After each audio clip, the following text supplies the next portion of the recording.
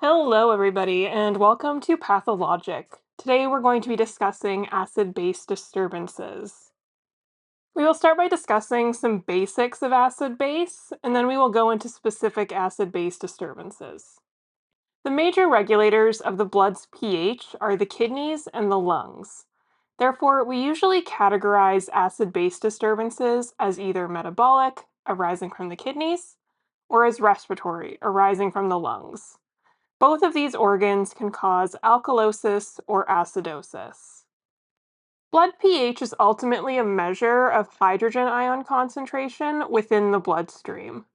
These hydrogen ions combine with bicarbonate to produce carbonic acid, which rapidly dissociates into water and carbon dioxide. The kidneys are the primary regulators of hydrogen and bicarbonate levels, while the lungs control carbon dioxide concentrations. In healthy animals, blood pH is maintained between 7.35 and 7.45. The body's normal metabolic processes produce hydrogen ions, which lower blood pH. These ions are buffered by bicarbonate to produce carbon dioxide, which is excreted by the lungs. Thus, breathing increases pH and maintains pH at a relatively neutral level. When we are looking at acid-base, we need to consider the balance of cations and anions. General principles of acid-base state that anions and cations must be balanced to maintain homeostasis. Cations are compounds with an extra ion, while anions are compounds that are missing an ion. The major cations that we consider are sodium and potassium.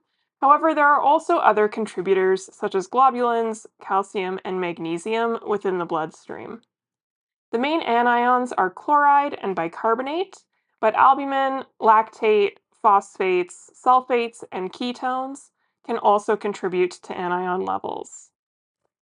As mentioned, at homeostasis, the total amount of cations and anions should be roughly equal.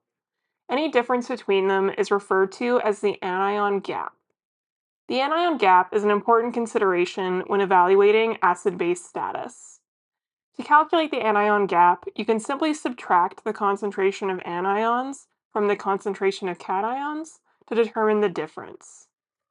Gamblegrams are a useful way to visualize acid-base status and the anion gap.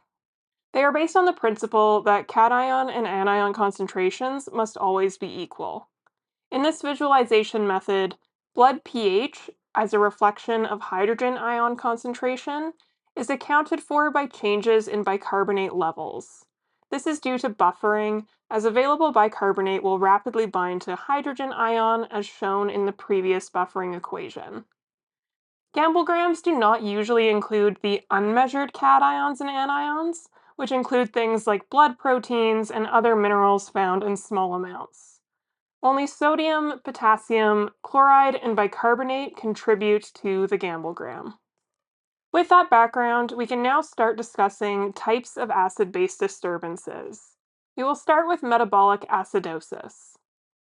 Metabolic acidosis results from either increased hydrogen ion production or loss of bicarbonate. The lungs compensate for this change by increasing their respiratory rate, which results in greater CO2 excretion. Through the buffering equation, the removal of excess CO2 helps to reduce acidity. When we think about increased hydrogen ion concentrations, we are typically talking about high levels of acidic compounds within the bloodstream. This is because acids are made up of a cation, which is usually hydrogen, and an anion. For example, lactate is an anion, and when bound to hydrogen ion, it forms lactic acid. Therefore, production of an acid within the body can result in free hydrogen ion if it dissociates from its anion. Most of this free hydrogen ion would then be buffered by bicarbonate. Titration acidosis is a type of metabolic acidosis arising from increased acid production. Specifically, this type of acidosis occurs when there are non-chloride containing acids that are being produced, for example, lactic acids. The anions released from these acids are part of the unmeasured anions category, so they do not appear on the gamblegram traditionally. Instead, they are part of the anion gap, so the presence of these anions increases the size of that anion gap. Additionally, free hydrogen from these acids binds to bicarbonate, reducing the amount of bicarbonate available on the gamblegram. Potential causes of titration acidosis include lactic acidosis from hypovolemia or severe anemia, renal disease causing a failure to excrete uremic acids, ketoacidosis causing accumulation of acetoacetic acid, or ethylene glycol ingestion as the compound is converted into glycolic acid within the body. On the left, we have a normal gamblegram, which we will use to visualize these acid-base changes. In titration acidosis, there is increased production of an acid, resulting in elevated hydrogen and anion concentrations. In this case, we will use lactic acid as an example. The increased lactate ion contributes to the anion gap, increasing its size. Bicarbonate is used up by buffering the increased hydrogen ion within the bloodstream. That buffering allows for excretion of excess hydrogen ion as CO2 in the lungs. Therefore, the end result of titration acidosis is that the anion gap increases in size with a concurrent decrease in bicarbonate. This keeps the anion levels at the same concentration of cations. On blood work, we can identify titration acidosis as a decrease in bicarbonate and an increase in anion gap. The partial pressure of CO2 would be decreased as the body is increasing its respiratory rate to compensate for the metabolic acidosis. You can also develop metabolic acidosis from accumulation of chloride-containing acids. This is called hyperchloremic acidosis. In this case, either excess chloride or loss of bicarbonate results in acidosis. This is because bicarbonate and chloride levels are linked in order to maintain the body's electroneutrality. In other words, an increase in one will result in a decrease in the other, so the same concentration of anion is present. This relationship is largely governed by regulatory processes within the kidneys. Basic causes of chloride-containing acid accumulation include administration of high chloride fluids, gastrointestinal disease, and renal damage. We will go through each of these causes as examples of hyperchloremic acidosis. We will start with administration of chloride-containing fluids. These fluids rapidly increase chloride levels, resulting in excretion of bicarbonate by the kidneys to maintain electroneutrality. Additionally, the fluid administration may dilute out the levels of bicarbonate in the bloodstream, resulting in a functional decrease in bicarbonate levels relative to the amount of chloride present. Ultimately, the lack of adequate bicarbonate results in accumulation of hydrogen ion from the metabolic processes, resulting in acidosis. We can demonstrate this with a gamblegram. Administering high chloride fluids increases the chloride component of the gamblegram. In turn, the dilution effect of the fluids, as well as a compensatory decrease in bicarbonate in the kidneys, results in a decrease in bicarbonate. The next potential cause is gastrointestinal losses. Bicarbonate is a common component of gastrointestinal secretions, so excessive diarrhea, vomiting, or salivation can result in bicarbonate loss from the body. To compensate, the body retains chloride to help maintain electroneutrality. Again, in the absence of bicarbonate, there is inadequate buffering of hydrogen ion, resulting in its accumulation and thus acidosis. So in this case, the primary insult is the loss of bicarbonate due to gastrointestinal losses. To compensate, the body retains chloride, resulting in an elevated chloride concentration. Finally, we have renal damage. One of the major sources of bicarbonate within the body is ammoniogenesis within the kidneys. This process produces both bicarbonate for release into the bloodstream, but also produces ammonia, which combines with a hydrogen ion during excretion.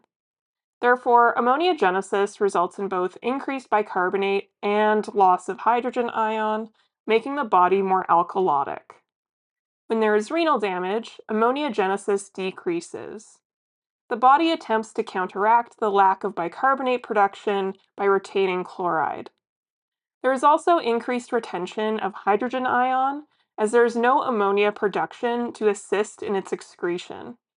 This results in acidosis as well as hyperchloremia. Unfortunately, this problem is exacerbated as damaged kidneys can also fail to retain any bicarbonate that is present within the bloodstream, resulting in bicarbonate loss. On the gamblegram, we have loss of bicarbonate due to decreased production, as well as a potential lack of reabsorption due to kidney damage. This then results in a compensatory increase in chloride ion. Overall, the result of these three types of hyperchloremic acidosis is a decrease in bicarbonate and an increase in chloride. The anion gap is not affected in this process. As I mentioned with titration acidosis, the body should theoretically compensate for metabolic acidosis by increasing its respiration rate, allowing more CO2 to be removed from the body. However, hyperchloremic acidosis is an interesting scenario because there is actually very little bicarbonate available to allow for hydrogen buffering. Therefore, increasing respiration wouldn't make much sense because there isn't additional CO2 production. However, it appears that a low blood pH does still trigger an increased respiratory rate. It's just probably not very effective in actually compensating for the acidosis in the particular case of hyperchloremic acidosis. On blood work, we can identify hyperchloremic acidosis by the elevated chloride and decreased bicarbonate. We may also see that compensatory response with decreased partial pressure of carbon dioxide. The anion gap would remain the same during this condition. Now we will discuss metabolic alkalosis. Metabolic alkalosis results from either loss of hydrogen or an increase in bicarbonate. The lungs compensate for metabolic alkalosis by decreasing their respiratory rate, allowing for retention of more CO2. This increases acidity to try and bring pH back into balance. Decreased hydrogen usually results from a loss of chloride, resulting in a concurrent loss of hydrogen. This can occur due to gastrointestinal loss of chloride or sequestration of chloride within the stomach. Loop or thiazide diuretics or excessive sweating in horses can also cause chloride loss. Rarely, you can also get decreased hydrogen metabolic alkalosis due to excessive secretion of hydrogen without chloride loss in primary hyperaldosteronism. We will start by discussing gastrointestinal causes of acid loss. Chloride is used to produce gastric acid, but in these situations, it is not able to be reabsorbed by the intestine. This can be due to loss of stomach contents, such as in vomiting, or due to a blockage preventing the stomach contents from reaching the intestine for reabsorption. Common causes of sequestration include left displaced abomasum in cattle or gastric dilation and volvulus in dogs. Loss of hydrochloric acid from the body stimulates increased production to compensate for the loss. However, when hydrochloric acid is produced, it also results in the production of bicarbonate. That bicarbonate is absorbed into the bloodstream, resulting in alkalosis. Loop and thiazide diuretics block sodium and chloride reabsorption within the kidneys. In order to prevent sodium loss, the kidneys activate sodium and hydrogen transporters, resulting in hydrogen excretion and sodium retention. The hydrogen excretion process produces bicarbonate, which causes alkalosis.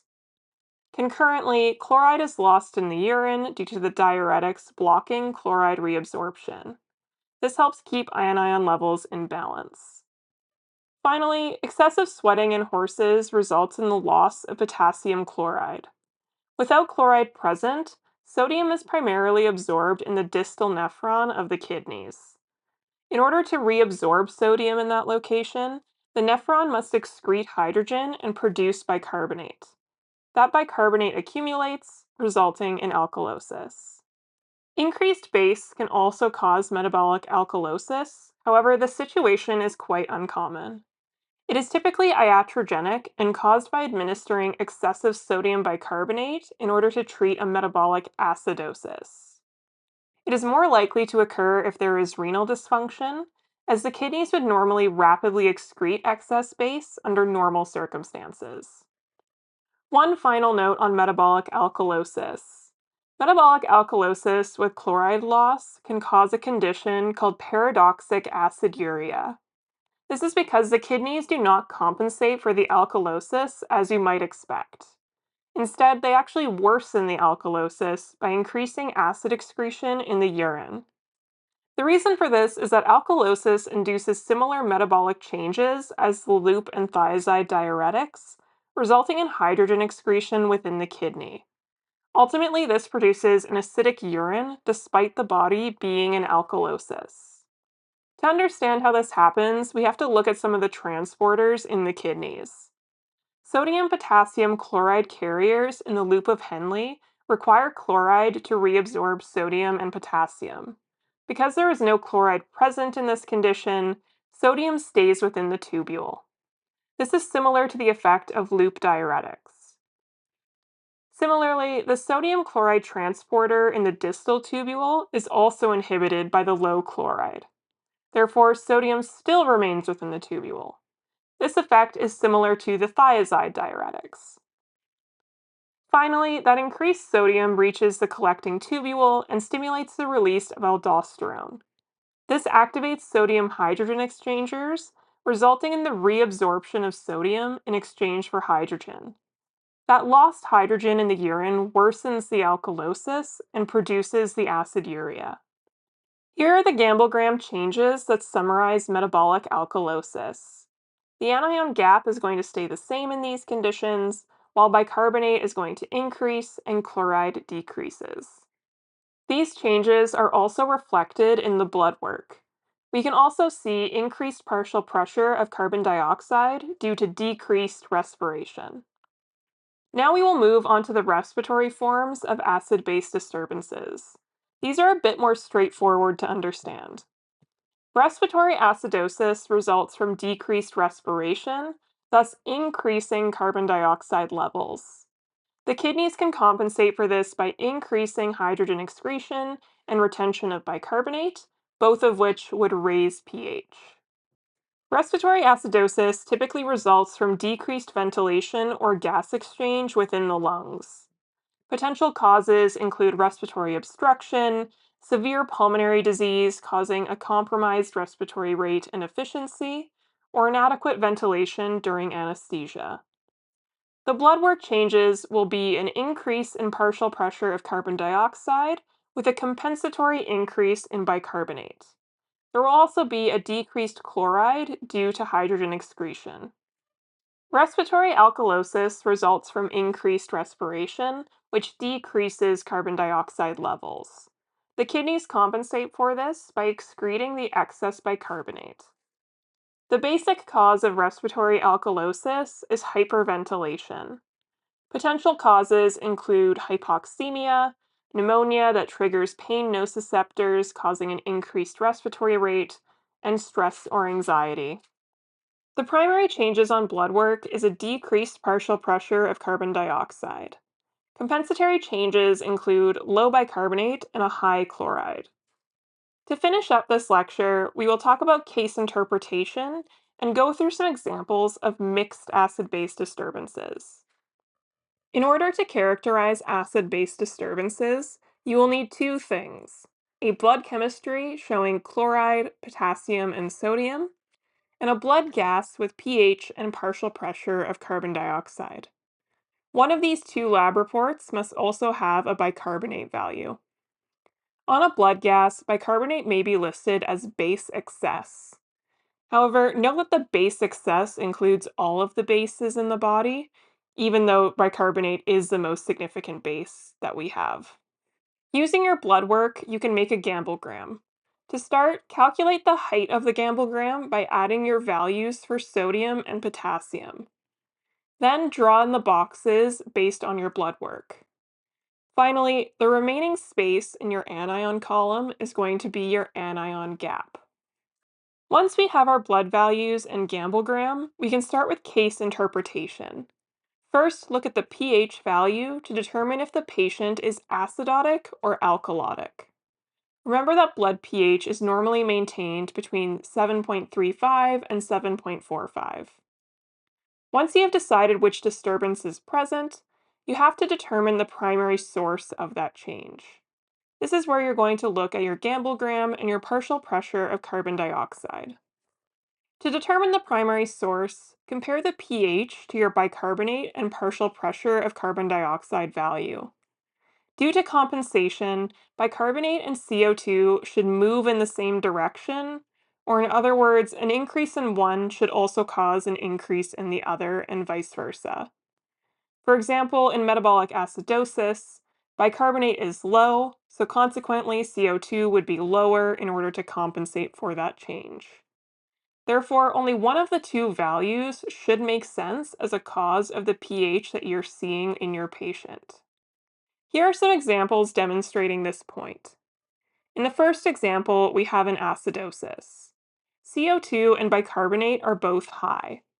A high bicarbonate would not make sense for an acidosis, so therefore the primary cause of this disturbance must be a respiratory acidosis.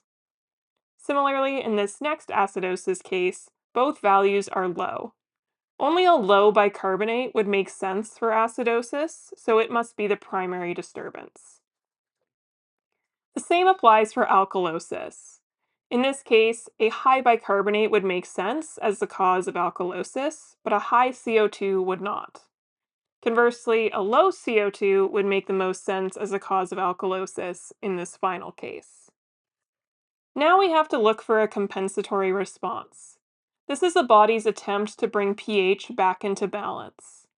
It is usually not successful in completely restoring pH back to neutral, which is why the pH of the blood reflects the primary source of the acid-base disturbance. As a note, respiratory compensation can occur within minutes. However, it can take 3 to 5 days for renal compensation to come into maximum effect. Therefore, you do need to consider the timeline of the disease when determining if there is a compensatory response present. Now we will discuss mixed acid-base disorders. These are disorders resulting from more than one primary disturbance. When looking at mixed disorders, note that only one respiratory disorder can occur at a time, as you cannot breathe both too rapidly and too slowly at the same time. However, the kidneys can cause alkalosis and acidosis concurrently. When identifying mixed acid-base disorders, you are looking for blood work values that break the rules that we have already established for acid-base. For example, you may have a normal pH, but abnormal partial pressure of carbon dioxide or bicarbonate. You may also have a CO2 and bicarbonate that are changing in opposite directions. Other signs of a mixed disorder include having no compensatory response present or unexpected changes within your gamblegram. We will go through two examples. For the first example, we have a case of acidosis with a high partial pressure of carbon dioxide and a low bicarbonate. Both of these values would cause acidosis. However, carbon dioxide and bicarbonate are moving in different directions, which shouldn't normally happen. This case also has changes to chloride and the anion gap, suggesting a metabolic disturbance. So let's start with making a problem list. We have a high carbon dioxide, a high anion gap, low bicarbonate, and a low chloride. Let's look at what could cause a high anion gap, as the number of potential causes is a bit smaller than for some of the other conditions we have going on. Remember that titration acidosis can cause an increased anion gap. This condition results from the accumulation of non-chloride containing acids, such as lactic acid. The anions of these acids are not counted in your gamblegram, and therefore they increase the anion gap. Free hydrogen ions from these acids will bind to bicarbonate, decreasing bicarbonate levels. This accounts for the low bicarbonate in our patient.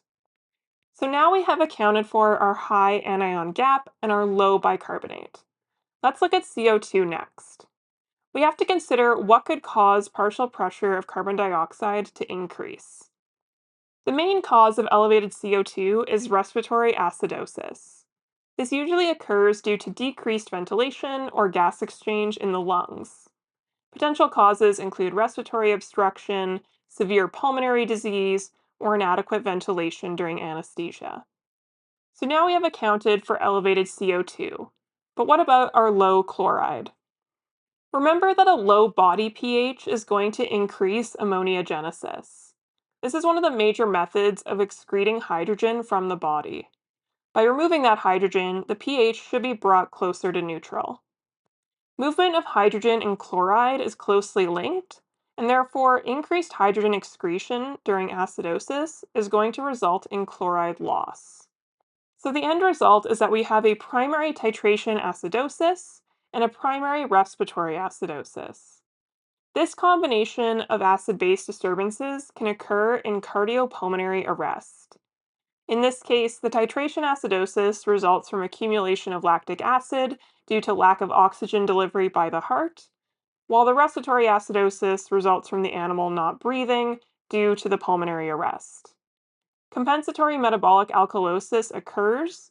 However, the pH remains acidotic because the metabolic compensation is insufficient to bring it completely back to neutral. Now we have our next case. In this case, we have a normal pH, but there are changes in the Gamblegrams anion gap and chloride that should raise our suspicions about an acid-base disturbance. So again, we will start with the problem list. We have a neutral pH, but a low chloride and a high anion gap. We already looked at how a high anion gap is caused by a titration acidosis.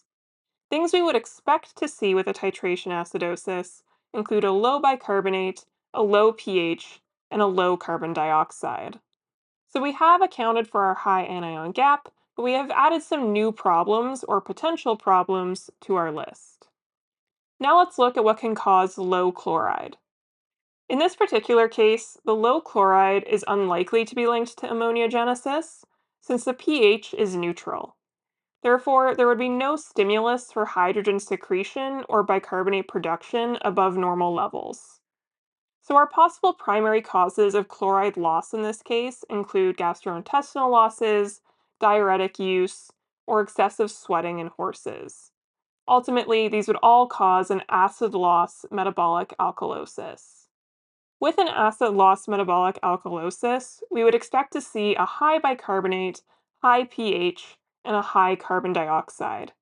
However, these findings directly contradict what we would see from a high anion gap acidosis. Therefore, we have both a primary metabolic acidosis and alkalosis, which has resulted in the pH, CO2, and bicarbonate balancing each other out.